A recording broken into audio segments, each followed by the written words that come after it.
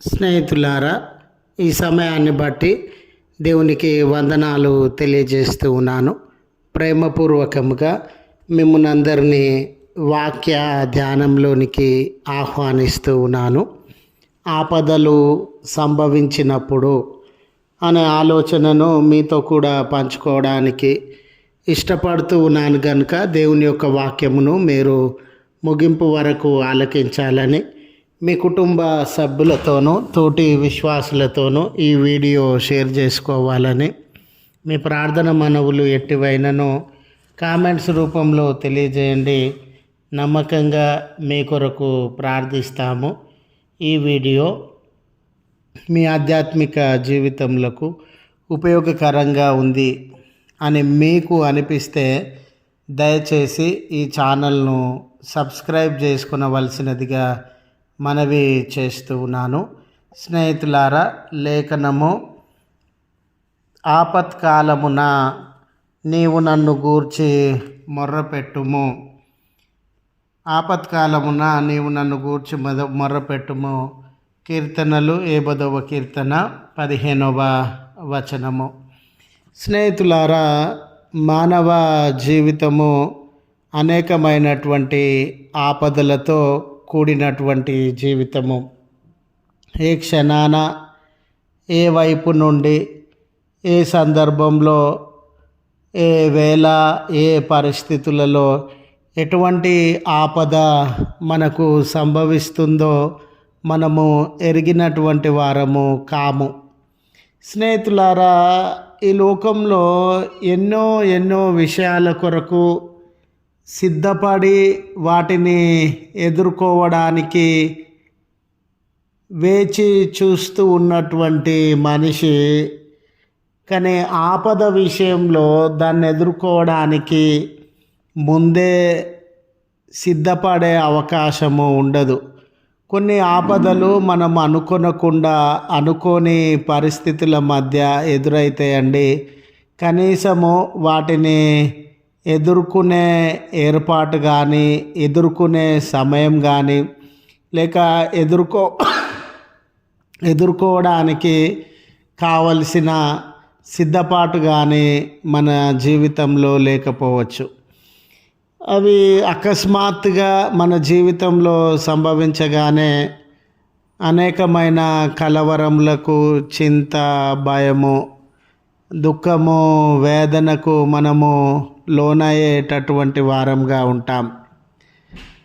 సజావుగా సాగుతూ ఉన్న జీవితంలో ఆయా ఆపదలు కుటుంబములను, వ్యక్తులను, వారి భవిష్యత్తును ఎన్నో రకాలుగా నష్టపరిచేటటువంటివిగా ఉండినవి. ఈరోజు వాక్యము వినుచు ఉన్న నీ జీవితంలో కూడా ఏదైనా ఆపద నిన్ను వెంటాడుతూ ఉండవచ్చు. ఏదైనా ఆపద నీ జీవితాన్ని అతలాకుతలము చేస్తూ ఉండవచ్చు.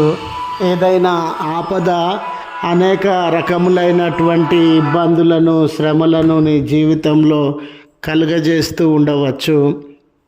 ఇలాంటి సందర్భంలో స్నేహితులారా, ఆపద కలిగినటువంటి వెంటనే మనకు సహాయము చేయగలిగినటువంటి వారు ఎవరు, ఈ ఆపద నుండి విడిపించగలిగినటువంటి వారు ఎవరు అని మనము ఎదురు చూసేటటువంటి వారంగా ఉంటాం. మన చుట్టూ ఉన్న సమాజంలో, బంధువుల మధ్య, స్నేహితుల మధ్య, కుటుంబ సభ్యుల మధ్య మనము మంచి స్థితిలో ఉండిన నాడు, నెమ్మది కలిగి జీవించుచు ఉన్ననాడు అందరి ఆదరాభిమానములను మనము పొందుకుంటాం.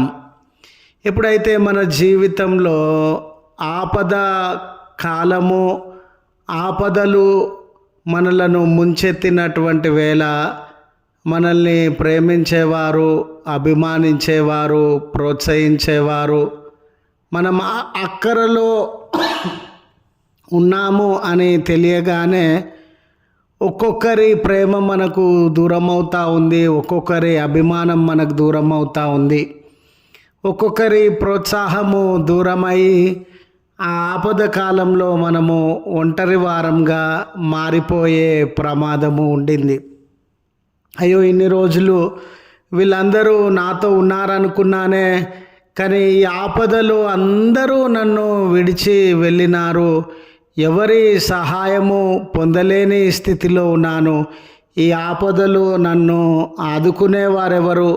ఈ ఆపదలో నన్ను ధైర్యపరిచేవారు ఎవరు అనే ప్రశ్న, వేదన మిమ్మల్ని కష్టపెడుతూ ఉండవచ్చు, దుఃఖపెడుతూ ఉండవచ్చు. అలాంటి సందర్భంలో దేవాతి దేవుడు మనకు అందించుచున్నటువంటి పిలుపు ఏమిటంటే, నీ ఆపద కాలంలో నాకు మొర్రపెట్టుము. నీకు ఆపద కలిగినప్పుడు నీ చుట్టూ ఉన్న ప్రజలు నీ అంగలార్పును, నీ కన్నీటిని, నీ యొక్క శోకమును ఆలకించేటటువంటి వారుగా ఉన్నారో లేరో, వారు నీ కష్టాన్ని వినే ఓపిక, సమయం కూడా ఈ చుట్టూ ఉన్న జనాంగానికి ఉండిందో లేదో.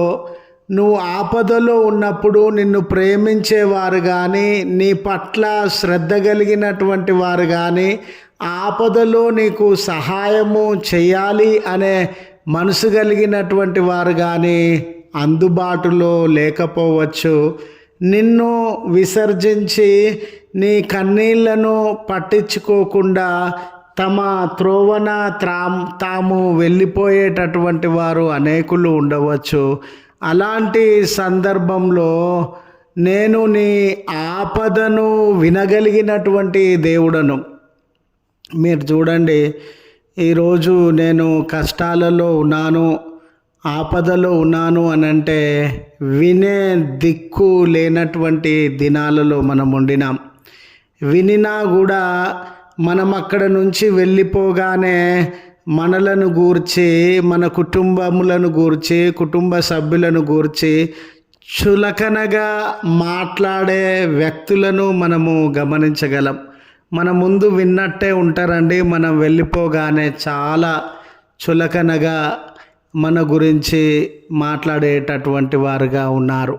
ఇలాంటి సందర్భంలో దేవుడు, నీలో శోకము ఉండిందా, నీలో ఆపద ఉండిందా, నీలో తట్టుకోలేనటువంటి చింత ఉండిందా, నీలో భయము ఉండిందా, భారం ఉండిందా, దుఃఖం ఉండిందా, అవసరత ఉండిందా, ఏ కలవరము నిన్ను వెంటాడుతూ ఉండిందో దాన్ని వినడానికి ఆయన సిద్ధముగా ఉన్నటువంటి దేవుడుగా ఉన్నాడు. కనుక ఎవరితో చెప్పుకోలేనండి, చెప్పుకోవడానికి ఎవరు దిక్కులేరండి అనే పరిస్థితుల మధ్య నీకొక మంచి స్నేహితుని వలె, నీకొక ప్రేమ కలిగిన తండ్రి వలె దేవుడు అందుబాటులో ఉండి నీ సకల విధములైనటువంటి కష్టములను ఆయన వినడానికి సిద్ధంగా ఉన్నటువంటి దేవుడు. వినడం మాత్రమే కాదండి, మనము అధిక సమయాలలో, ఎక్కువ సమయాలలో గుర్తు చేసుకుంటామండి, దేవునికి అసాధ్యమైనది ఏదీ లేదు. ఆయన సర్వజ్ఞాని, సర్వోన్నతుడు, సర్వశక్తిమంతుడు. ఆయన నాకు అసాధ్యమైనది ఏమైనా ఉండినదా అని మనలను పిలుచుచున్నటువంటి దేవుడు. కష్టకాలంలో నిన్ను పిలిచి సహాయం చేస్తానే వ్యక్తి ఎవరు కనబడకపోవచ్చు, కానీ కష్టకాలంలో దేవుడు నా యొద్దకు రమ్ము, నాకు మొర్రపెట్టుము, నీకు విడుదలనిస్తాను, నీకు సహాయము అనుగ్రహిస్తాను అని ఆయన పలుకుచున్నటువంటి దేవుడుగా ఉండినాడు. గనుక స్నేహితులారా, ఈరోజు ఆపదలలో ఉంటే కలవరం పడడము మాత్రమే కాదు, దుఃఖపడడం మాత్రమే కాదు, చింతతో నిద్రాహారములు మాని వేదనలో జీవించడము మాత్రమే కాదు, వీటన్నిటికంటే ముందుగా నా ఆపద వినగలిగిన దేవుడు, నా ఆపదలలో నుండి విమోచించగలిగిన దేవుడు, ఆయనను నేను అడిగినప్పుడు తప్పకుండా నాకు సహాయం దొరుకుతుంది అన్న విశ్వాసంతో ఆయనను సమీపించాలని మనవి చేస్తూ ఈ మాటలను ముగిస్తూ ఉన్నాను. ప్రార్థించుదము. కృపగల తండ్రి, ప్రేమగల మా దేవా, నీ పరిశుద్ధ నామమునకు వందనాలు తెలియజేస్తూ ఉన్నాం. మరొక దినాన్ని మమ్మను ప్రేమించి మాకు అనుగ్రహించిన దేవుడవయ్యా, ఎన్నో ఆపదలు మమ్మల్ని ముంచెత్తుతూ ఉన్న వేళ ఎక్కడికి వెళ్ళవలెనో, ఎవరిని సహాయము కోరవలెనో అర్థం కాని పరిస్థితుల మధ్య మ్రగ్గిపోతూ ఉన్నామయ్యా. మీరు శక్తిమంతులు, మీరు కార్యములను జరిగించగలిగినటువంటి వారు, మీరు పరిస్థితులను మార్చగలిగినటువంటి వారు. అటువంటి ఉన్నతమైన శక్తి కలిగిన మీ నామమును బట్టి ప్రార్థన చేస్తూ ఉన్నామయ్యా. మీ ఆపదలను నేను వింటానని, మీకు విడుదలను అనుగ్రహిస్తానని మీరు వాగ్దానం చేసినారు. మీ వాగ్దానంలో కొరకు వందనాలు. ఈ సమయంలో ఏ ఏ కుటుంబము, వ్యక్తులు ఆపదల మధ్య నలిగిపోతూ ఉన్నారో వారి మొరలను ఆలకించండి యేసయ్య. విడుదలలోనికి నడిపించండి యేసయ్య. ఒక్కొక్క బిడ్డ పైన మీ హస్తంల నుంచి బలపరచండి. ఈ దినపు దీవెనలతో వారిని దర్శించండి. ఈ దినం వారు చేస్తూ ఉన్న కార్యములన్నిటి అందు విజయాన్ని మీరు ప్రసాదించండి. ప్రయాణాలలో తోడునీడగా ఉండండి.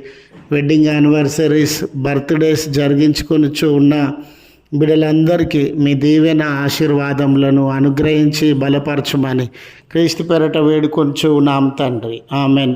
తండ్రి, కుమార, పరిశుద్ధాత్మ త్రియేక దేవుని దీవెన మనకు తోడై ఉండి మనలను కాపాడును గాక. ఆమెన్.